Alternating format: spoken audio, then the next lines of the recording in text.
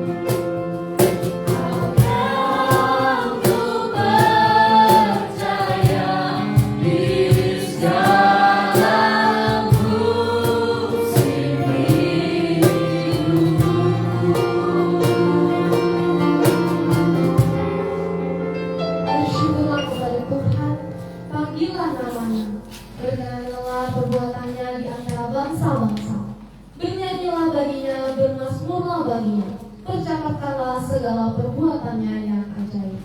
Pertolongan kepada kita adalah di dalam nama Tuhan Allah yang menciptakan langit dan bumi.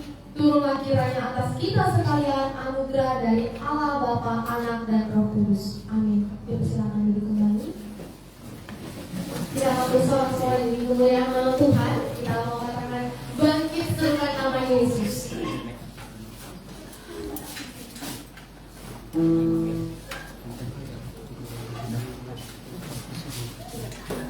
Kita menyatakan bahwa hari ini Tuhan Yesus bangkit. Oleh sebab itu kita akan menyuguhkan kebangkitannya.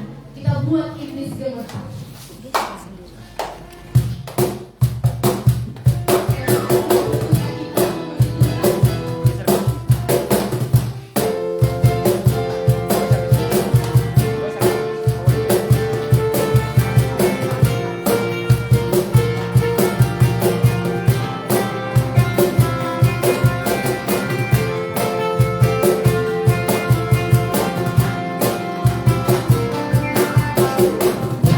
Bagi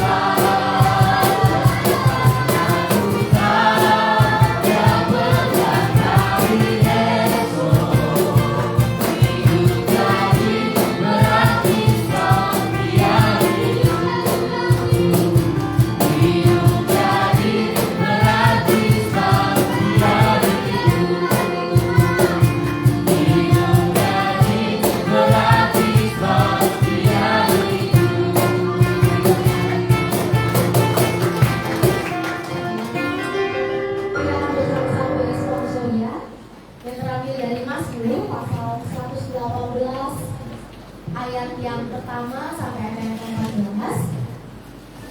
Mazmur 118 ayat yang pertama sampai ke-14. Dan saya akan membacakan ayat yang ganjil. Bapak Ibu saudara-saudari membacakan ayat yang benar. Di ayat yang ke-14 kita baca bersama-sama. Demikian firman Tuhan. Nyanyian puji-pujian. Bersyukurlah kepada Tuhan sebab Ia baik. Bahwasanya untuk selama-lamanya kasih setianya. Bersyukurlah kepada Tuhan sebab Ia baik, bahwasanya untuk selama-lamanya kasih setianya. Biarlah Israel berkata bahwasanya untuk selama-lamanya kasih setianya. Biarlah kaum Harun berkata bahwasanya untuk Selama-lamanya kasih setianya. Biarlah orang yang takut akan Tuhan berkata bahwasanya untuk selama-lamanya kasih setianya. Dalam kesesakan aku telah berseru kepada Tuhan. Tuhan telah menjawab aku dengan memberi kelegaan. Tuhan di pihakku, aku tidak akan takut. Apakah yang dapat dilakukan manusia terhadap aku? Tuhan di pihakku menolong aku. Aku akan menghadap pada mereka yang membenci aku. Lebih baik berlindung pada Tuhan daripada percaya kepada manusia. Lebih baik berlindung daripada percaya kepada para bangsawan. Segala bangsa mengelilingi aku demi nama Tuhan. Sesungguhnya aku pukul mereka mundur. Mereka yang mengelilingi aku demi nama Tuhan, sesungguhnya aku pukul mereka mundur. Mereka mengelilingi aku seperti lebah. Mereka menyala-nyala seperti api duri. Demi nama Tuhan, sesungguhnya aku pukul mereka mundur. Aku ditolak dengan hebat sampai jatuh, tetapi Tuhan menolong aku. Bersama Tuhan itu kekuatanku dan mazmurku, Ia telah menjadi keselamatanku.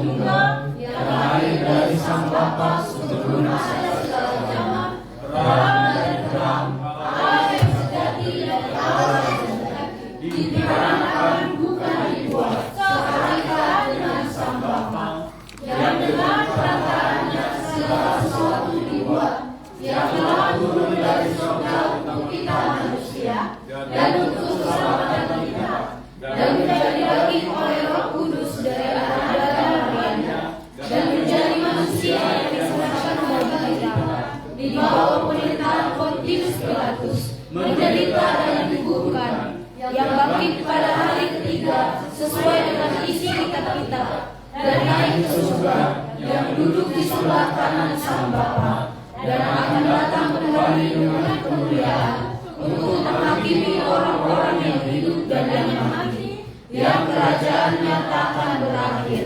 Aku percaya kepada Roh Kudus, yang dari Tuhan dan yang menghidupkan, yang keluar dari Sang Bapa dan Sang Anak, yang bersama-sama dengan Sang Bapa dan Sang Anak, disembah dan dimuliakan, yang telah berfirman dengan perantaraan para nabi.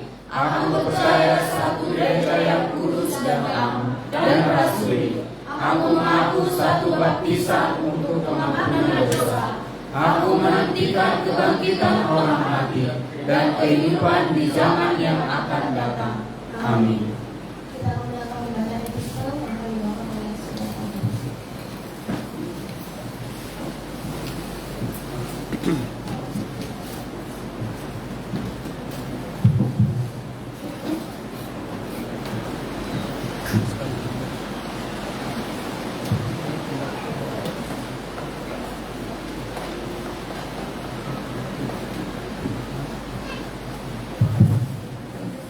Episode kita pada ibadah minggu ini terambil dari kitab 1 Korintus pasal 15 ayat yang ke-19 sampai 26. Demikian firman Tuhan. Jikalau kita hanya dalam hidup ini saja menaruh pengharapan pada Kristus, maka kita adalah orang-orang yang paling malang dari segala manusia. Tetapi yang benar ialah bahwa Kristus telah dibangkitkan dari antara orang mati sebagai yang sulung dari orang-orang yang telah meninggal. Sebab sama seperti maut datang karena satu orang manusia, demikian juga kebangkitan orang mati datang karena satu orang manusia. Karena sama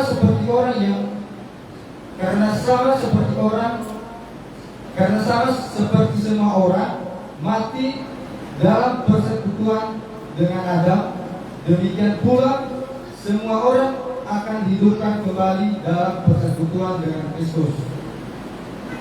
Tetapi tiap-tiap orang menurut urutannya, Kristus sebagai buah sulung, sesudah itu mereka yang menjadi miliknya pada waktu kedatangannya. Kemudian tiba kesudahannya, yaitu bila mana ia menyerahkan kerajaan kepada Allah Bapa, sesudah ia membinasakan segala pemerintahan, kekuasaan dan kekuatan. Karena ia harus memegang pemerintahan sebagai raja sampai Allah meletakkan semua musuhnya di bawah kakinya. Musuh yang terakhir yang dibinasakan ialah maut. Demikianlah firman Tuhan, kiranya firman Tuhan menjadi berkat di setiap kita.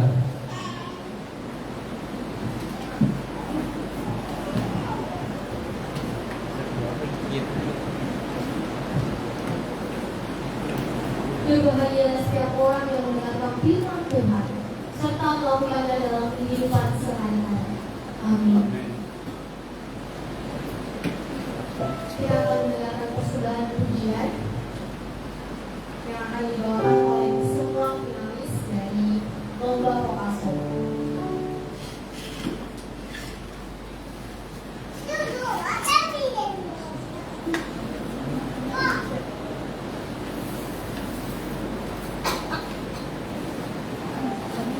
Amin.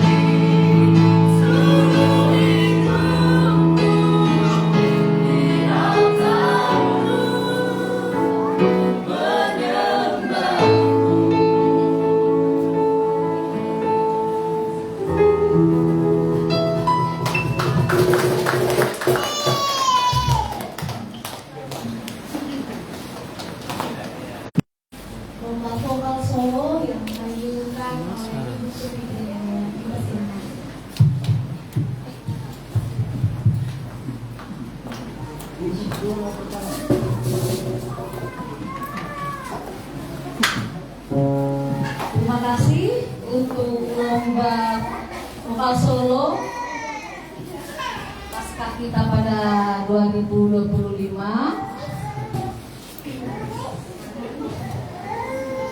Dari peserta 6 orang,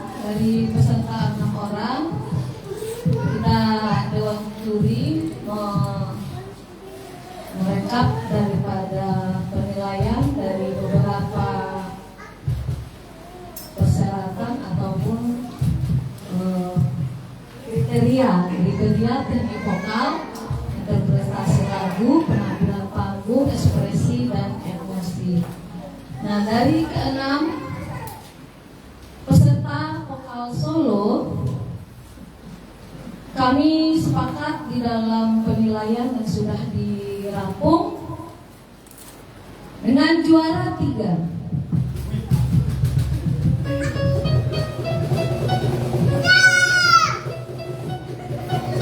Dengan skor nilai 1785 diraih oleh Milik Niat Jebua.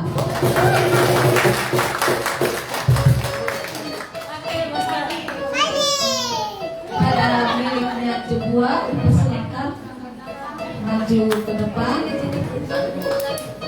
Untuk juara yang kedua, siapa ya? Dengan skor 1824 diperoleh oleh Maria Jessica Panggabean.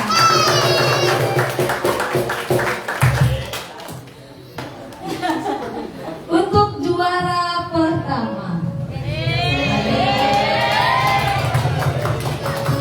sudah tahu ya? Dengan perolehan skor nilai 1966 diraih oleh Saudara Hardi. Kepada peserta bertiga boleh maju ke depan.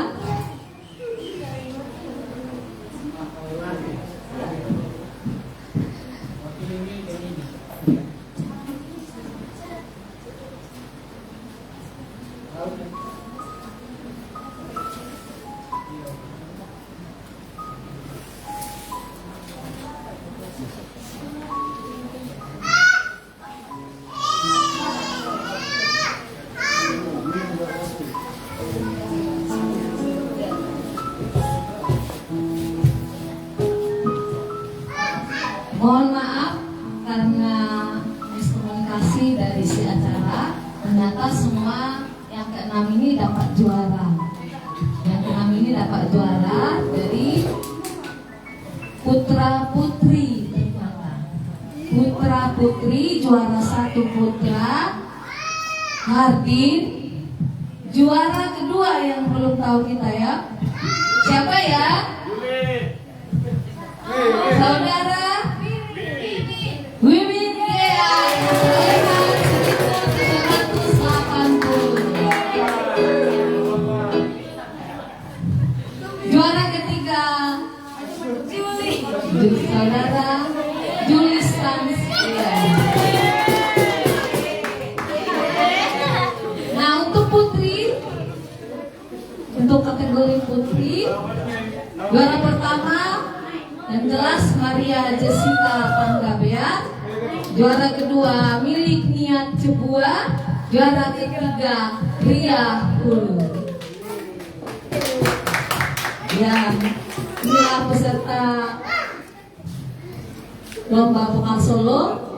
Untuk putri kami mohon kesediaan nanti Ibu Evangelis Nabia Daud, dan untuk putra kami mohon kesediaan daripada Bapak Dr. M. Abdul.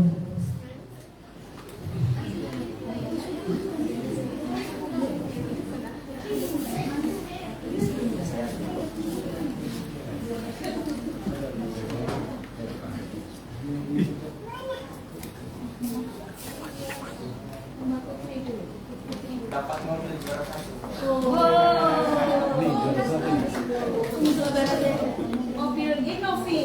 Iya, itu depan. Warna merah. Yang tadi kan tunggu juara 1.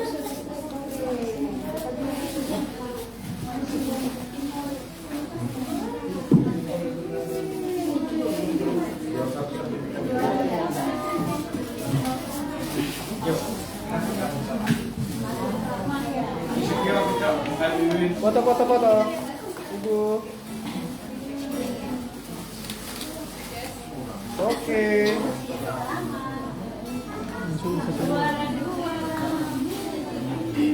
Foto. Oke.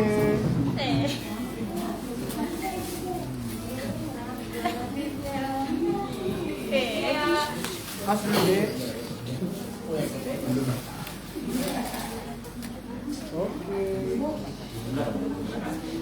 Oke, balik. Supaya lebih semangat. Oke, Wiwi, nanti kita makan ya, Wiwi. Kita tagih Bang Oke. Foto dulu 3 orang. Ya, foto 3 orang dulu. Yang di belakang Semuanya aja lah. sudah. Untuk pemberian 2, medali untuk putra, kami mohon kesediaan Bapak Ampun.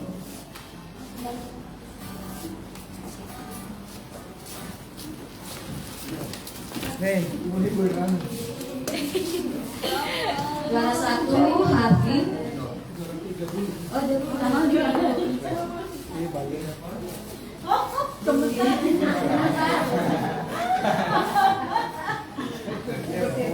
Foto dulu.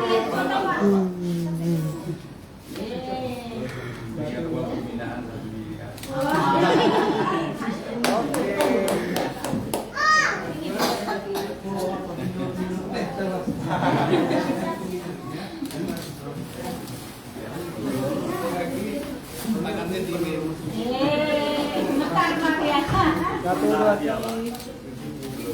Oke.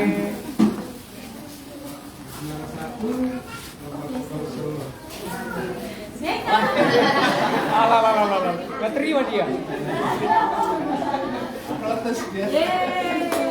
Oke, 1, 2, 3. Oke. Bagi dulu itu Pak, ada lagi. Aja di tebal. Aja di. Iya. Ini.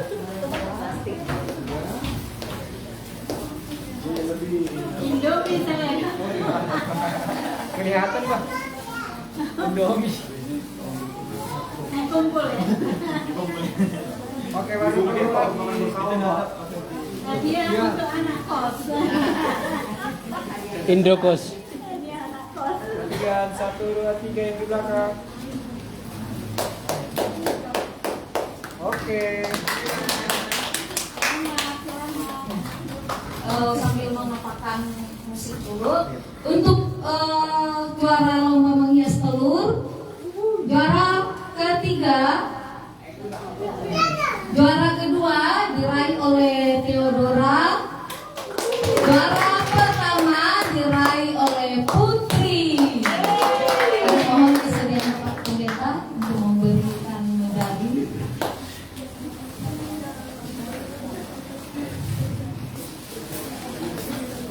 Ya, Bu.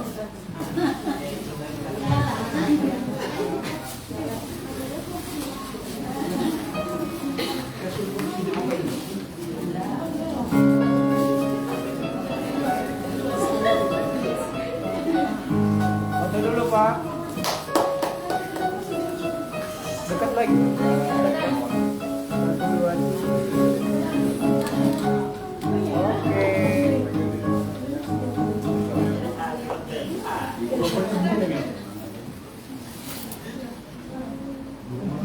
Foto 1, 2, 3.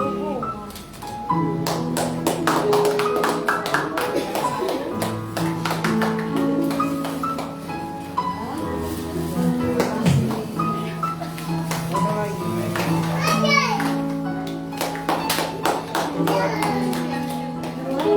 Oke.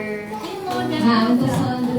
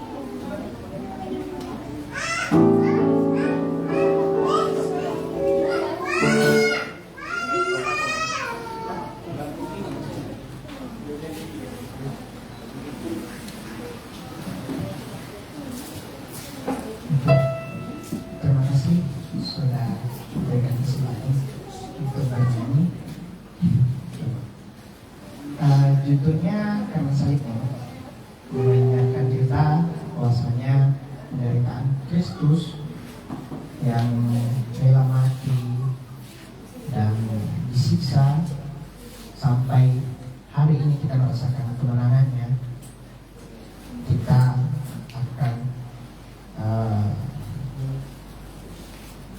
kita mendapatkan kemenangan itu. Dan oleh karena itu saya berikan suatu pujian dengan judul Karena Salib.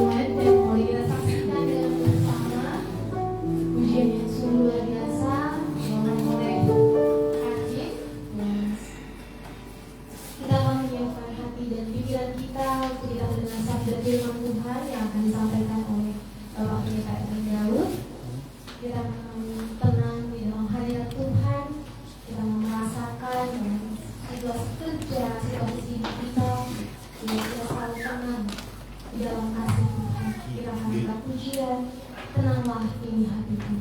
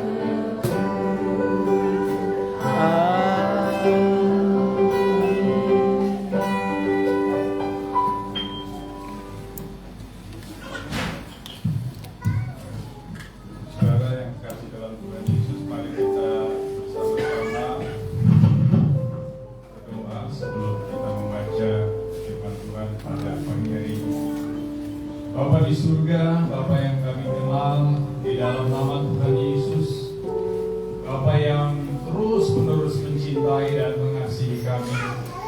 Bahkan Engkau sudah membuktikan cinta kasih-Mu ketika kami masih lemah, ketika kami masih berdosa, ketika kami masih menjadi musuh-Mu ya Tuhan. Engkau sudah dan terus mengasihi kami. Pada pagi hari ini Tuhan, kami akan membaca sebagian firman-Mu untuk kembali merenungkan peristiwa kebangkitan Tuhan yang telah memproklamirkan diri sebagai Tuhan dan Raja yang bangkit dari kematian dan telah mengalahkan kematian dan memberikan kemenangan hidup untuk setiap kami orang yang percaya. Tuhan, pimpin dan sertai kami, kuatkan dan mampukan kami. Karena doa ini kami naikkan di dalam nama Tuhan Yesus, Juru Selamat kami yang hidup. Amin. Bapak Ibu dipersilakan duduk kembali.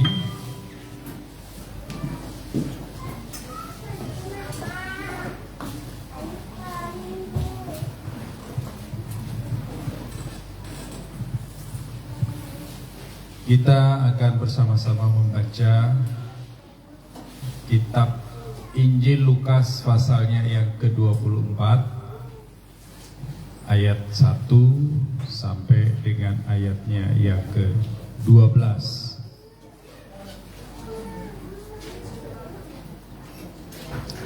Injil Lukas pasal 24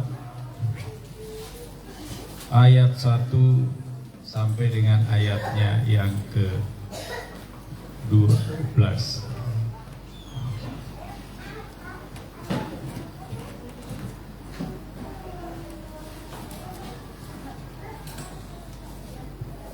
Jika sudah mendapatkannya, saya akan membacakan bagi kita semuanya. Perikopnya adalah kebangkitan Yesus. Pagi-pagi benar, pada hari pertama minggu itu, mereka pergi ke kubur membawa rempah-rempah yang telah mereka sediakan. Mereka mendapati batu sudah terguling dari kubur itu, dan setelah masuk mereka tidak menemukan jenazah Tuhan Yesus. Sementara mereka termangu-mangu karena hal itu, tiba-tiba dua orang berdiri dekat mereka memakai pakaian yang berkilau-kilauan. Mereka sangat ketakutan dan menundukkan kepala. Lalu kedua orang itu berkata kepada mereka, "Mengapa kamu mencari Dia yang hidup di antara orang mati? Ia tidak ada di sini. Ia telah bangkit. Ingatlah apa yang dikatakannya kepada kamu ketika Ia masih di Galilea, yaitu bahwa Anak Manusia harus diserahkan ke tangan orang-orang berdosa dan disalibkan dan bangkit pada hari yang ketiga." Teringatlah mereka akan perkataan Yesus itu. Setelah mereka kembali dari kubur, mereka menceritakan semuanya itu kepada ke-11 rasul dan kepada semua saudara yang lain. Perempuan-perempuan itu ialah Maria dari Magdala, Yohana, Maria ibu Yakobus, dan perempuan lain yang bersama mereka. Mereka memberitahukannya kepada rasul-rasul. Namun bagi mereka perkataan-perkataan itu seakan-akan omong kosong, dan mereka tidak percaya kepada perempuan-perempuan itu. Sungguh pun demikian, Petrus bangun lalu berlari ke kubur itu. Ketika ia menjenguk ke dalam, ia melihat hanya kain kafan saja. Lalu ia pergi dan bertanya-tanya dalam hatinya, apa yang kiranya telah terjadi. Sampai di sini pembacaan firman Tuhan pada pagi hari ini, dan berbahagialah setiap kita yang sudah menyimak, membaca, dan merenungkan kebenaran firman Tuhan ini. Saudara, kisah tentang kebangkitan Tuhan Yesus adalah satu kisah yang istimewa.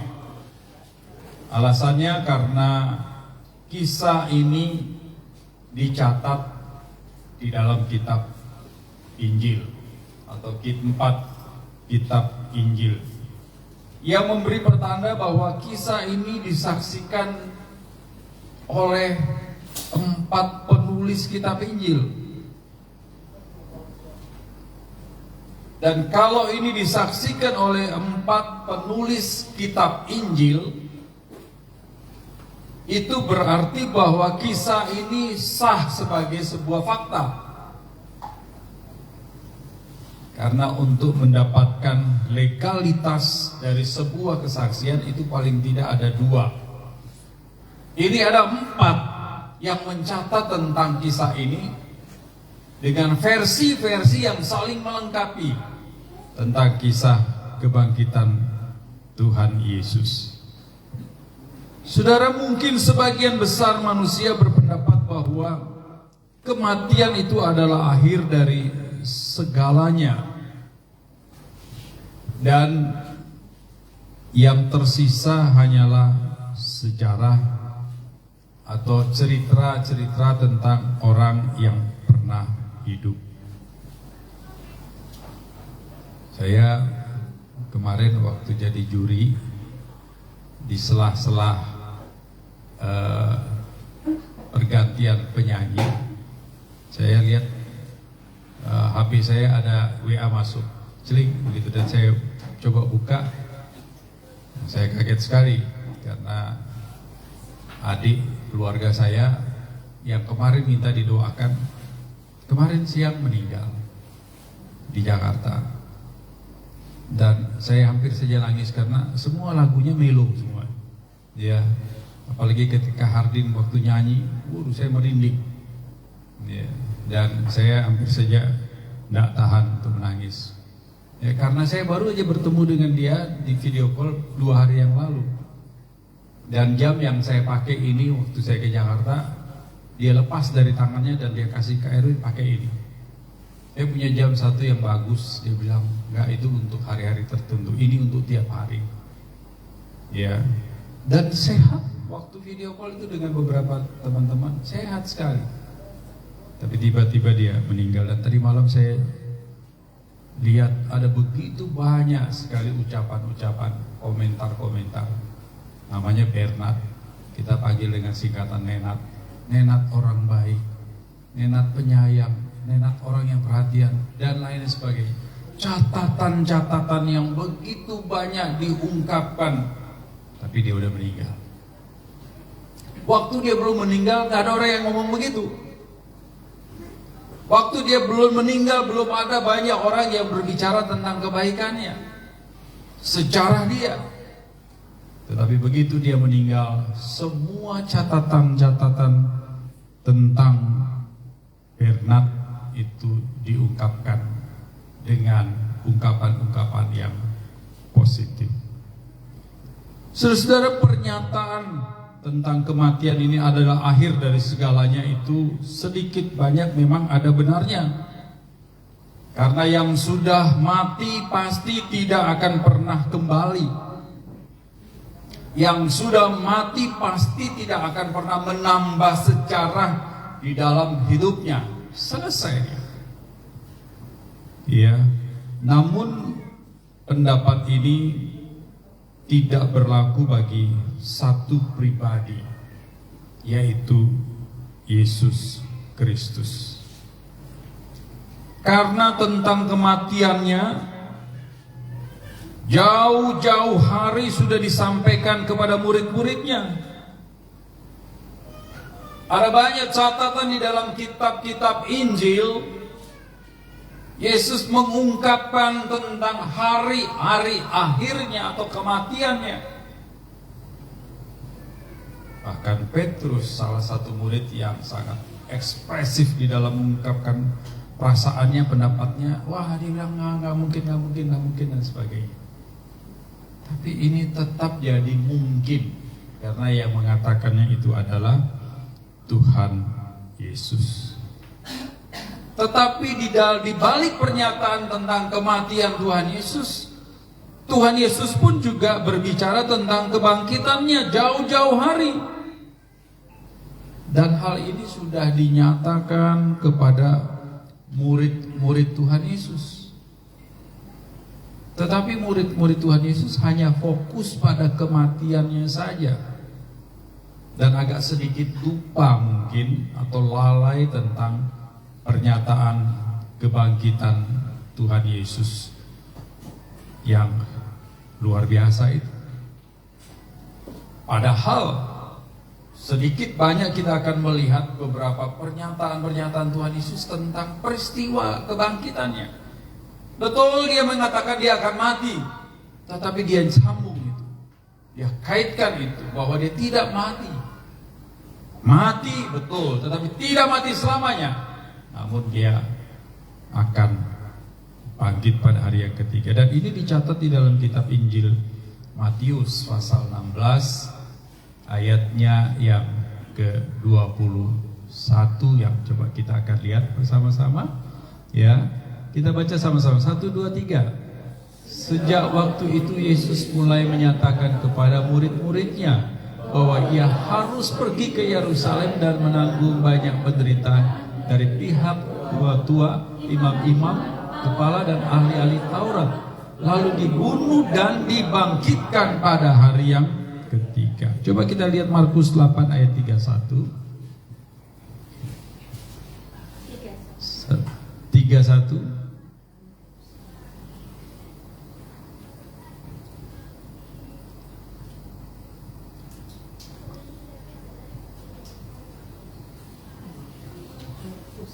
Markus, ini Lukas.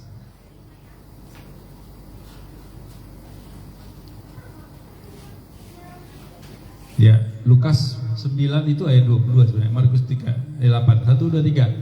Kemudian mulailah Yesus mengajarkan kepada mereka bahwa anak manusia harus menanggung banyak penderitaan dan ditolak oleh tua-tua, imam-imam, kepala dan ahli-ahli Taurat, lalu dibunuh dan bangkit sesudah 3 hari. Ya, Lukas 9 ayat 22. Dan Yesus berkata, anak manusia harus menanggung banyak penderitaan dan ditolak oleh tua-tua, imam-imam, kepala dan ahli-ahli Taurat, lalu dibunuh dan dibangkitkan pada hari yang ketiga. Nah, itulah sebabnya saudara, nubuat tentang kebangkitan Tuhan Yesus merupakan bagian penting dari iman Kristen dan menunjukkan bahwa Yesus itu adalah Mesias yang diurapi, yang dijanjikan untuk keselamatan manusia. Dan yang menariknya Bapak Ibu dan Saudara, di dalam peristiwa kebangkitan ini, kebangkitan Tuhan Yesus, ada orang-orang yang paling bersuka cita di dalam peristiwa itu. Karena mereka adalah orang-orang yang mendapatkan kesempatan pertama menjadi saksi kebangkitan Tuhan Yesus yang dicatat di dalam kitab Injil Lukas pasal 23 55 sampai 56 dan di dalam Injil Lukas pasal 24 ayat 1 yang barusan kita baca. Dan mereka ini bukan dari kelompok laki-laki murid-murid Tuhan Yesus. Ini yang unik sekali, ini yang istimewa sekali. Seharusnya ya, kesempatan indah atau kesempatan teristimewa ini orang laki-laki atau murid-murid Tuhan Yesus yang 11 itulah yang perlu dan harus wajib mendapatkan kesempatan emas itu. Tetapi justru kita melihat bukan mereka. Ya, bukan mereka. Di dalam kitab Lukas pasal 23 ayat 55 56 ya, di sana dikatakan bahwa yang menyaksikan kebangkitan daripada Tuhan Yesus itu adalah perempuan-perempuan yang datang bersama-sama dari Galilea. Sebenarnya apa sih perbedaannya? Apa sih sebenarnya yang menjadi tolak ukur kok wanita-wanita ini yang punya kesempatan pertama? Seharusnya orang-orang laki-laki yang 11 itu yang siang malam bersama-sama dengan Tuhan. Nah, saudara, ini jadi PR. Ya, nanti dijawab di kelas meeting aja Pak. Ya, ini jadi PR kita. Siapa yang jawabannya tepat nanti dapat piala. Pialanya dari penyanyi-penyanyi tadi ya, ada 6 orang dikumpulin kasih dia ya. Ya, ini satu pertanyaan yang sangat menggelitik. Ya, kayak Presiden Prabowo itu menterinya terbesar itu sekarang, tergemuk. Semua yang berjasa dikasih posisi menteri. Ya memang harusnya begitu. Harusnya memang wajib begitu. Semua orang yang ikut Tuhan Yesus siang malam harusnya mereka yang mendapatkan kesempatan untuk menikmati dan merasakan kebangkitan Tuhan Yesus. Tapi ternyata enggak. Ya, saya kalau nunggu nanti jawabannya saudara agak lama ini. Tapi saya mau minta hari ini, coba pikirkan, kenapa? Kenapa kok bukan 11 murid? Kenapa perempuan-perempuan? Ada yang bisa jawab? Ada yang bisa jawab? Tadi di awal khotbah saya, di pertengahannya saya katakan, murid-murid fokus hanya pada peristiwa kematian. Tapi peristiwa kebangkitan mereka agak lupa. Mereka kurang konsen di dalam peristiwa itu. Kalau kita baca di dalam ayatnya yang ke-10, ayatnya yang ke-11, ketika perempuan-perempuan itu menyampaikan berita tentang kebangkitan Tuhan Yesus, mereka bilang apa?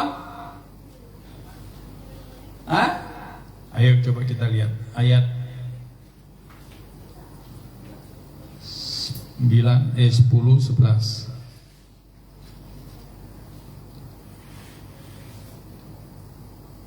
Ya, tolong ayat 11 bacakan.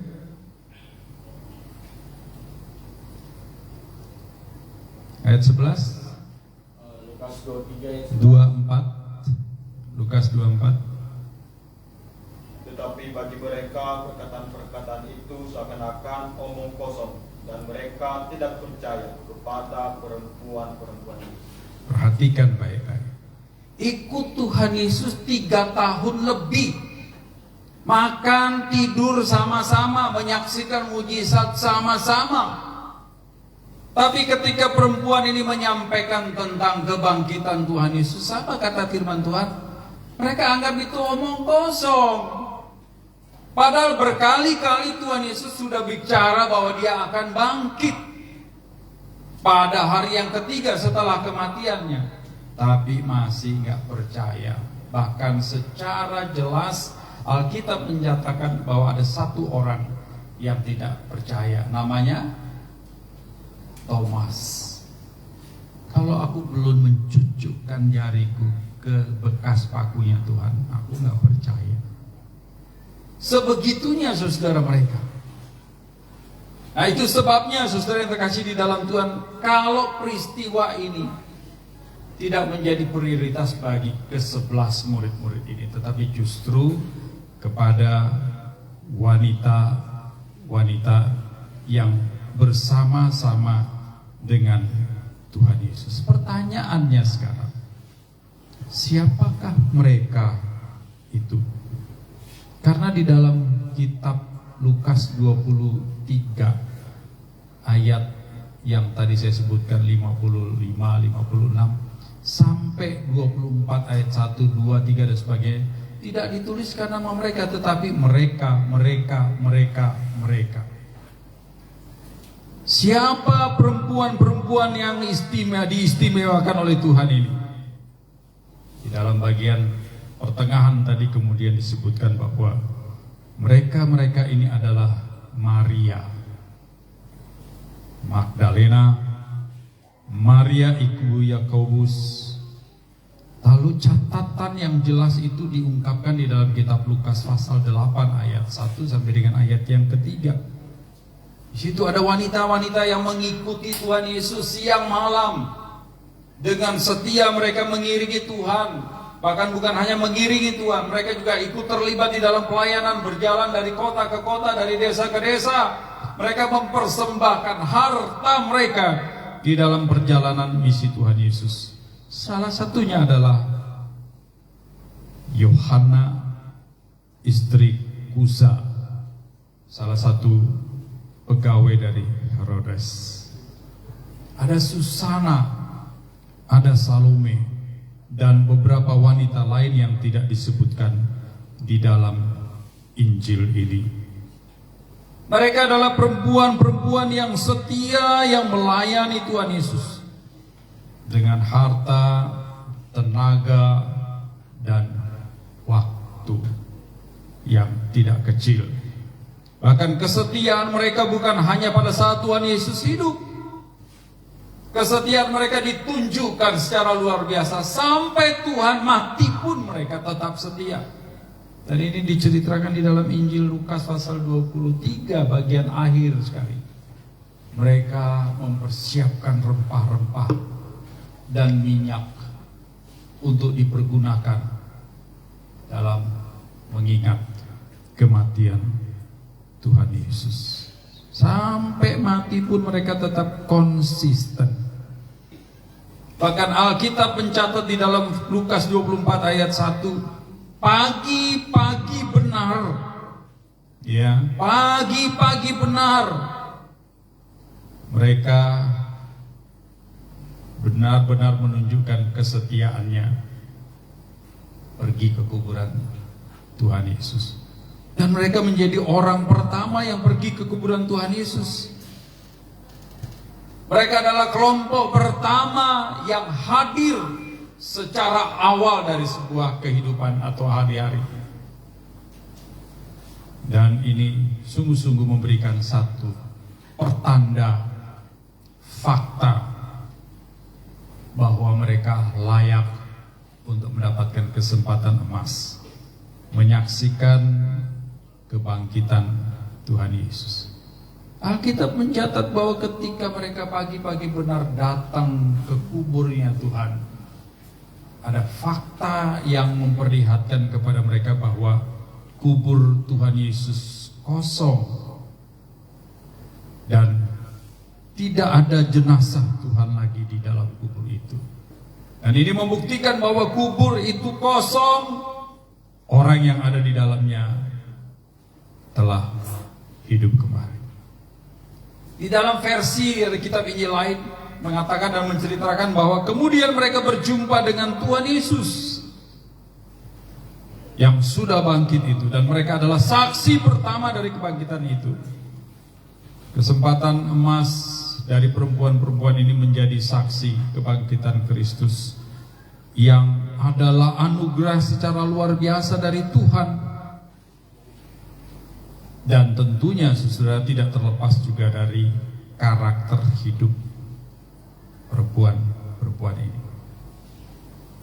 Kalau kita menelisik tentang perempuan ini saudara, kita akan menemukan beberapa karakter yang luar biasa sehingga mereka mendapatkan anugerah, tetapi juga mereka punya andil yang luar biasa di dalam kehidupan mereka sehingga mereka ditempatkan sebagai orang pertama yang menjadi saksi dari kebangkitan Tuhan Yesus.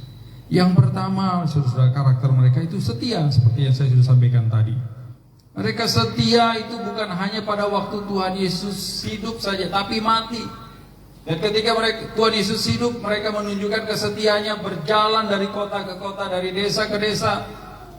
Kesetiaan mereka juga ditunjukkan dengan mereka memberikan apa yang mereka dapatkan, apa yang mereka miliki. Kalau laki-laki jalan dari desa ke desa, dari kota ke kota, mungkin wajar karena memang laki-laki lebih kuat secara fisik. Tapi kalau perempuan, apalagi salah satunya adalah istri dari pegawainya Herodes, pasti ini orang kaya nih. Orang kaya kemana-mana kan pasti ada kendaraannya, jarang jalan kaki. Tapi mereka tetap menunjukkan kesetiaan mereka secara luar biasa. Yang kedua saudara, wanita-wanita ini juga menampilkan dan mendemonstrasikan iman mereka secara luar biasa. Dalam catatan Alkitab versi-versi yang Injil yang lain, saudara, wanita-wanita ini pergi ke kuburan Tuhan Yesus. Ini ada di dalam kitab Markus.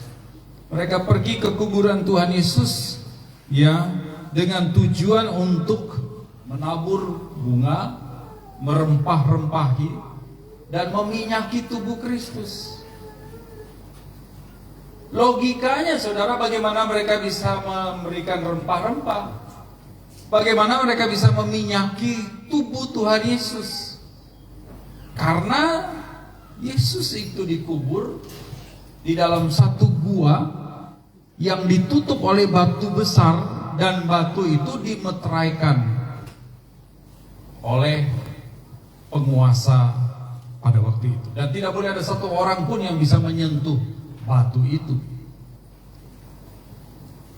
Jadi logikanya di mana kalau kubur itu sudah ditutup dan kemudian ada meterai di atas kubur itu? Nggak bisa dia meminyakin. Kalau yang diminyakin kuburannya, temboknya atau batu penutupnya mungkin saja. Tapi Alkitab mengatakan dia mau meminyaki tubuhnya Yesus yang ada di dalam sana. Jangankan masuk, buka pun mereka pasti tidak mampu karena batunya besar-besar. Ini menunjukkan bahwa di dalam peristiwa ini mereka betul-betul bukan setia saja, tapi mereka mendemonstrasikan iman mereka secara luar biasa. Mereka tidak peduli batu itu besar seperti apa. Mereka tidak peduli bahwa di balik batu itu ada meterai kaisar. Tak peduli dia, pokoknya pergi dulu, lakukan dulu tindakan-tindakan melampaui tindakan orang lain yang tidak punya iman. Dan tindakan iman ini kemudian membuktikan bahwa ketika mereka sampai di kubur itu, Alkitab mengatakan kubur itu sudah terbuka. Jadi iman mereka melampaui tindakan mereka, melampaui langkah mereka. Dan ini adalah sesuatu yang sangat penting di dalam kehidupan setiap orang percaya. Dan saya belajar terus, ya, walaupun mungkin orang bilang saya konyol, ya. Saya ingat ketika waktu datang tahun 95, itu musimnya VCD karaoke. Saya ingat saya sama istri saya jalan-jalan sampai di Trisakti. Waktu itu banyak sekali orang jual CD, VCD di depannya Trisakti. Saya singgah beli. Istri saya bilang, ngapain beli? Alatnya nggak ada kok. Saya bilang, nggak apa-apa, imani, nanti satu waktu pasti ada alatnya. Bener. Iya, waktu istri saya ulang tahun, ada rekan saya orang Singapura yang tahu, dan tiba-tiba dia kirim dari Surabaya baru pompo, ya, pompo yang di dalamnya untuk putar karaoke. Waduh, senang sekali bisa karaoke. Yeah. Hanya beli kasetnya dulu satu, mungkin harganya waktu itu saya lupa sekitar 3.000-an. Satu kali waktu entah bagaimana ada jemaat, anak jemaat, dia jualan alat-alat untuk mobil seperti kunci-kunci. Saya kok pesen, ya. Istri saya bilang, ngapain beli alat-alat kunci mobil untuk buka ban? Mobil aja nggak ada. Saya bilang, beli dulu alatnya, mobilnya nanti datang sendiri. Puji Tuhan, hampir 10 tahun baru terrealisasi. Betul-betul ada mobilnya. Iya, betul. Saudara yang terkasih dalam Tuhan Yesus Kristus, iman itu penting di dalam hidup kita. Karena iman akan membuka segala sesuatu yang menjadi tingkap-tingkap yang tidak kelihatan. Tetapi pada satu saat, iman itu akan menjadi fakta, menjadi bukti, dan menjadi kenyataan yang luar biasa. Dan perempuan-perempuan ini telah mendemonstrasikan iman itu. Dia gak peduli kubur tertutup, pokoknya aku mau minyaki tubuh Yesus. Dan ini menjadi sejarah penting di dalam perjalanan hidup orang Kristen, bahwa beriman kepada Tuhan itu tidak akan pernah membuat kita kecewa. Amin. Beriman tidak akan membuat orang percaya itu putus asa, gagal. Tapi beriman itu akan kita lihat ujungnya mujizat daripada Tuhan sendiri. Lalu yang ketiga, saudara, perempuan-perempuan ini bukan hanya setia, bukan hanya beriman, tapi mereka juga berani, saudara. Alkitab mencatat dalam ayatnya yang pertama, pagi-pagi benar Tentunya ini merupakan satu situasi yang tidak menguntungkan bagi perempuan. Tapi mereka berangkat pagi-pagi sekali. Apalagi pada waktu itu baru saja terjadi peristiwa besar penyaliban Tuhan Yesus. Masih ada banyak orang-orang Yahudi yang memiliki kebencian kepada Tuhan. Dan tentu saja kebencian mereka bisa mereka praktekkan atau mereka bisa lakukan terhadap orang-orang yang pro dengan Tuhan Yesus. Dan ini berbahaya, sangat berbahaya untuk perempuan-perempuan ini. Tapi mereka tidak gentar, mereka tetap pergi. Dan ketika mereka sampai di kubur Tuhan Yesus, kubur itu kosong. Lalu ada 2 orang malaikat yang berdiri dengan pakaian berkilau-kilauan. Alkitab mengatakan mereka sangat ketakutan. Tapi ketakutan bukan karena ketakutan melihat hantu. Iya, beda kalau orang takut melihat hantu. Iya, saudara kalau lihat di TikTok yang anak-anak tidur-tidur di pos kamling, lalu ada orang yang pakai pocong putih gitu ya, lalu loncat-loncat. Itu takutnya betul-betul takut kesetanan. Lari tunggang langgang. Tapi perempuan-perempuan ini kata mereka enggak lari tunggang langgang. Walaupun Alkitab mencatat mereka takut, tapi sebenarnya mereka gentar. Alkitab mengatakan mereka hanya menundukkan kepala, tidak lari teriak kemana-mana. Tundukkan kepala, mereka tetap ada di situ, tidak kemana-mana. Karena mereka adalah perempuan pemberani, perempuan-perempuan yang siap menghadapi segala situasi dan kondisi. Dan tentunya Bapak Ibu dan Saudara, ini menjadi pelajaran penting bagi saya dan saudara. Sebagai orang percaya, kita pun juga harus punya karakter berani. Berani terhadap yang benar, berani terhadap yang mulia, berani terhadap sesuatu yang punya nilai. Kalau berani pada hal-hal yang salah, yang negatif, itu berani yang salah. Atau takut pada hal-hal yang benar, ini takutan yang keliru. Saya seringkali tegur, saya punya tim. Karena ada beberapa tim kami yang begitu datang, saya ceritain bahwa tim kita tiap minggu harus menginjili. Tahu-tahu begitu saya minta pertanggungjawaban laporan penginjilan, tunduk dia. Saya, maaf Pak, saya tidak menginjili minggu ini. Saya bilang, kenapa? Sakit? Atau gimana? Saya takut Pak. Saya takut. Loh, menginjili orang lain takut. Kamu tidak takut sama Tuhan ya, yang memerintahkan penginjilan ini, yang memerintahkan amanat itu. Kamu tidak takut? Ya diam aja. Saya takut. Nah ini takut yang salah. Karena yang benar itu Tuhan minta injili, tapi dia takut. Dan ini takut yang tidak beralasan sama sekali. Ada banyak juga orang Kristen yang memiliki ketakutan-ketakutan yang keliru, yang salah dan lain sebagainya. Saudara, yang terakhir, kita perhatikan di dalam ayat 9 yang ke-10. Ketika perempuan-perempuan ini selesai menyaksikan tentang kubur yang kosong dan mendengar berita dari 2 orang malaikat bahwa dia sudah bangkit, mereka kemudian menceritakan ini kepada orang lain. Mereka menceritakan ini kepada 11 rasul-rasul. Dan ini membuktikan bahwa mereka bukan hanya saksi mata dari kebangkitan Tuhan Yesus, tetapi mereka juga bersaksi kepada orang lain tentang kebangkitan Tuhan Yesus. Walaupun sebagian besar bahkan murid-murid itu tidak percaya kepada omongan dan kesaksian mereka. Hanya orang yang punya pengalaman pribadi dengan Tuhan Yesus yang berani dan beriman dan setia menyaksikan tentang kebangkitan Tuhan Yesus.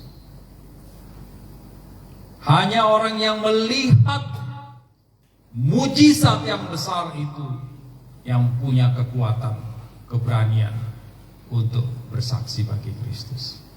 Hari ini kenapa ada begitu banyak orang yang belum berani, belum mampu bersaksi? Karena tidak punya pengalaman pribadi. Pengalamannya orang lain. Makanya kalau ada orang bertobat, apalagi kalau orang ini terkenal terus bersaksi di dalam satu gereja, begitu banyak orang yang datang dan mendengar. Saya ingat zaman-zaman saya dulu, Yusuf Roni. Itu kalau dia khotbah di mana-mana dan bersaksi tentang bagaimana dia dipanggil Tuhan, penuh sekali gereja. Tapi kalau hari Minggu kembali ke gereja masing-masing, sepi lagi gereja. Jadi Tuhannya itu Yusuf Roni. Padahal tidak demikian. Dasar dari iman Kristen itu bukan pengalamannya Yusuf Roni, bukan pengalamannya orang-orang yang baru kenal Tuhan Yesus, bukan. Dasar daripada hidup kita, dasar daripada pedoman hidup kita adalah Alkitab yang mengajarkan kita untuk bersaksi bagi orang lain. Dan Alkitab mencatat bahwa perempuan-perempuan ini adalah perempuan-perempuan yang menjadi saksi kebangkitan, tapi mereka juga menyaksikan kebangkitan Tuhan Yesus kepada orang lain. Saudara dan saya sudah dipanggil oleh Tuhan sekian lama menjadi orang percaya. Tapi apakah karakteristik kehidupan kekristenan kita sama dengan perempuan ini? Bersaksi juga kepada orang lain tentang kebangkitan Tuhan Yesus. Ini menjadi pertanyaan penting yang perlu kita evaluasi, perlu kita pikirkan, perlu kita jawab di dalam hidup kita masing-masing. Apakah selama ini saya sudah setia? Mungkin iya. Apakah selama ini saya sudah beriman? Mungkin iya. Apakah saya selama ini sudah bersaksi? Saya sudah berani? Mungkin iya. Tapi pertanyaan pentingnya, apakah saya yang sudah menyaksikan tentang kebangkitan Tuhan Yesus juga sudah bersaksi kepada orang lain?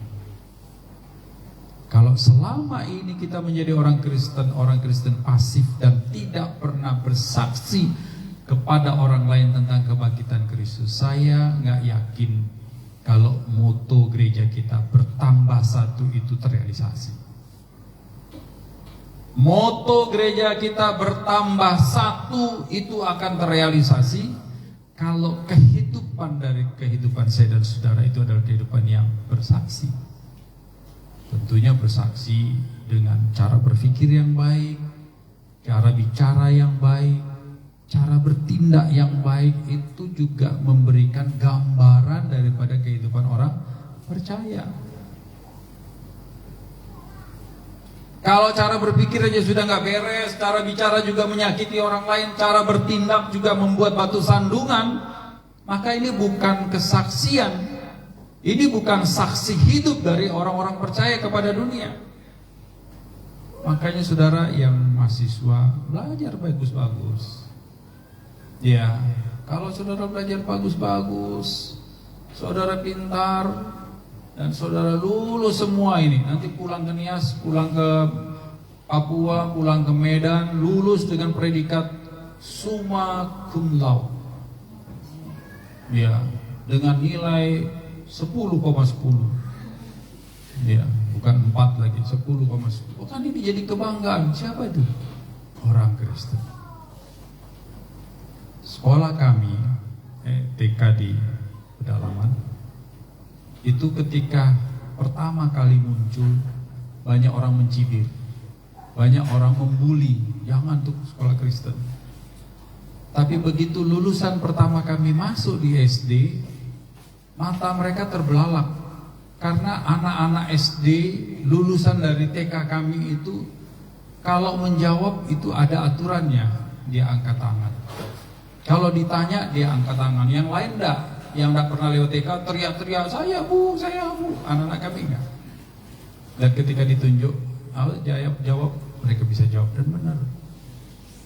Sehingga TK Pelangi Kasih kami itu di mana-mana dikenal. Karena anak-anaknya ketika masuk SD, kalau tidak juara 1, juara 2, juara 3. Dan itu dipegang oleh anak-anak lulusan kami. Sehingga akhirnya banyak kampung-kampung yang minta supaya kami bikin sekolah di tempat mereka. Dan ini membanggakan. Paling tidak mereka sudah menjadi satu alat kesaksian. Anak-anak yang percaya, anak-anak yang sungguh-sungguh menonjolkan hidupnya menjadi berkat bagi orang lain. Hari ini kita digemparkan dengan salah satu anak muda, ya, yang namanya siapa? Elia Mairot, bukan Maerot ya, Elia Mairot. Itu umurnya baru 19. Untung cepat. Klarifikasi media tentang dia untung cepat. Karena saya sejak awal dengar dia itu, saya pikir dia perempuan. Ya, karena penampilannya, suaranya, ya perempuan. Tapi ternyata dia laki-laki. Dan dia luar biasa sekali, pintar sekali. Ya, orang yang berhadapan dengan dia itu keder juga. Ya, pemahamannya, dia nggak sekolah Alkitab, tapi luar biasa dia memberikan pencerahan-pencerahan yang dalam. Cocok itu sebenarnya, sudah doktor itu teologi. Dan ini menjadi satu kebanggaan, satu kesaksian yang luar biasa. Seorang anak muda seperti itu sudah memberikan jawaban-jawaban tentang hal-hal teologis kepada banyak orang Kristen, bahkan yang bukan Kristen. Nah, ini juga harus menjadi sikap kita, menjadi daya tarik tertentu yang kita bisa lakukan sebagai mahasiswa. Belajar baik-baik, sekolah baik-baik, jangan pernah putus asa. Prioritasmu datang ke sini sekolah, studi, jangan yang lain-lain dulu. Dan pulang bawa ijazah dan perlihatkan ini bahwa apa yang kau sudah kerjakan itu tidak sia-sia. Demikian juga dengan yang lain-lain, mungkin bekerja dengan sungguh-sungguh, dengan menampilkan ciri khas iman Kristen, jujur, etos kerja yang bagus. Dan ini tentunya juga akan memberikan nilai plus bagi orang lain tentang kesaksian hidup Kristen.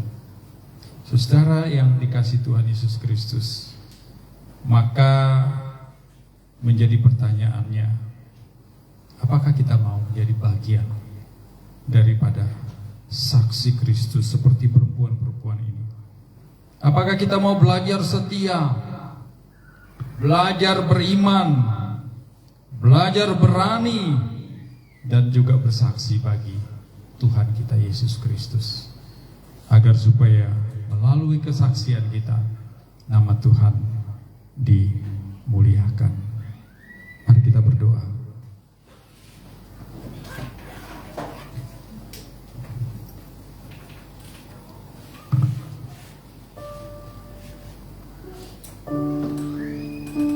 Bapa di surga, kami bersyukur kami punya Tuhan yang hidup dan yang menghidupkan kami dari kematian yang kekal yang kami terima karena dosa-dosa kami. Kami bersyukur kalau pada pagi ini Tuhan, kami boleh merenungkan bagian terindah di dalam karya Tuhan, yaitu mengalahkan kematian dengan bangkit dari antara orang mati. Kami bersyukur ya Tuhan, karena kebangkitan-Mu bukan cerita kosong,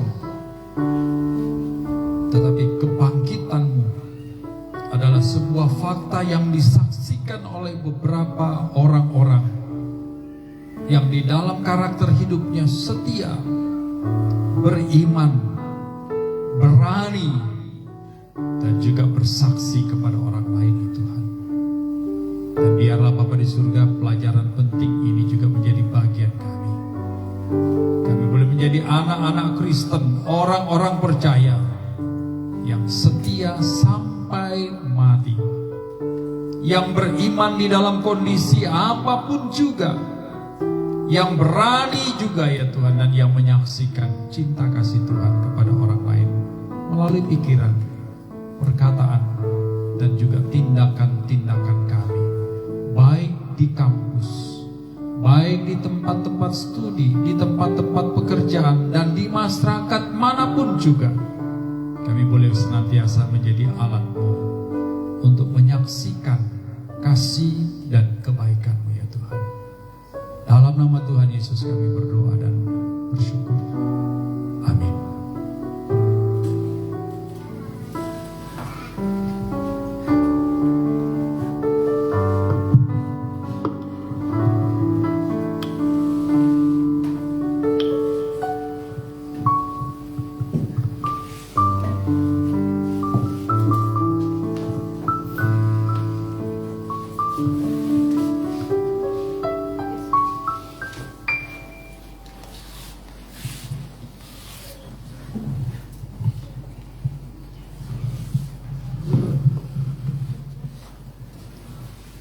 kasih kepada Bapak Pendeta Erwin untuk penyampaian firman Tuhan yang boleh memberkati kita semua.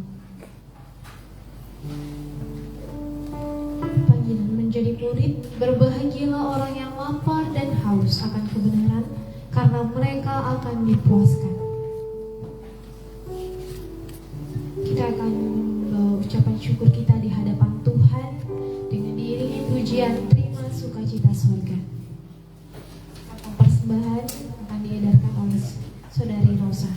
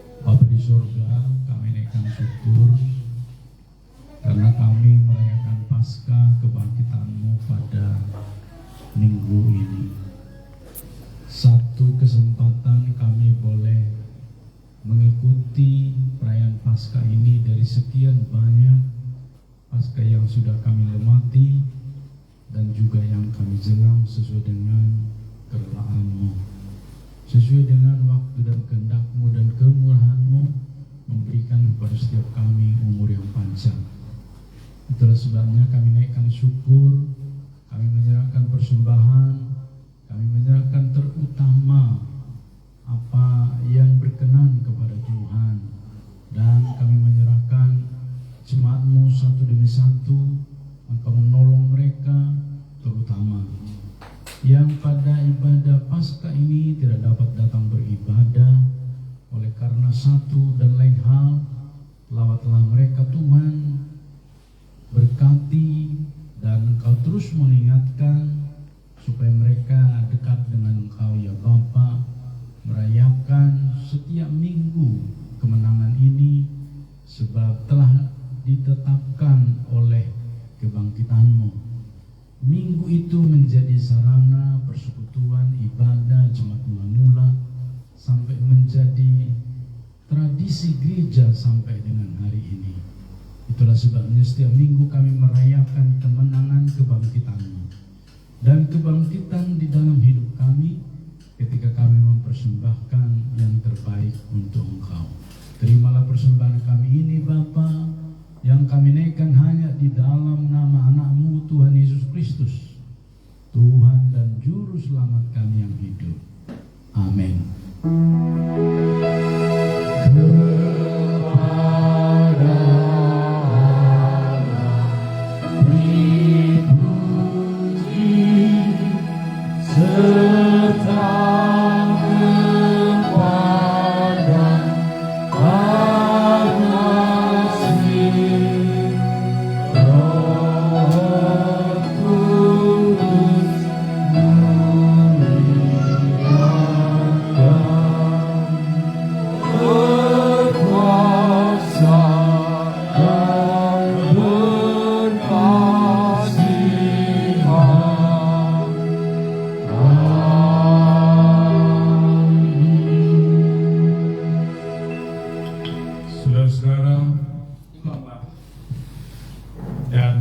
Nikmati anugerah Tuhan, kuasa Tuhan, kekuatan dan penghiburan Tuhan.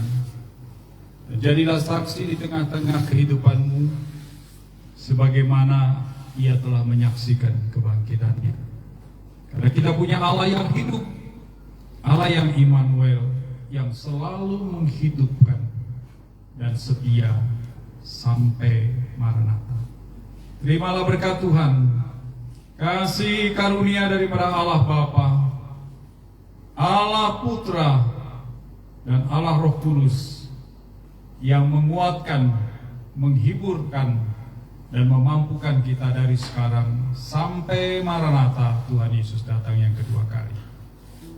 Amin.